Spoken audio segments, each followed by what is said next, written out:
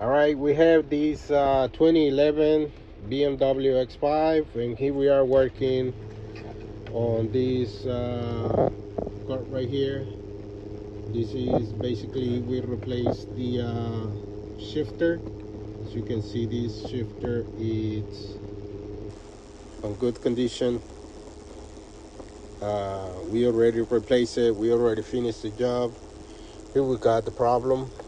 You can see this one was going side by side, so when the customer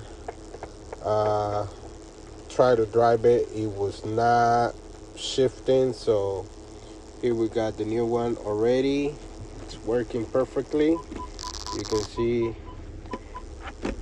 it's on drive. Put it back on park, and it's good to go. So if you are looking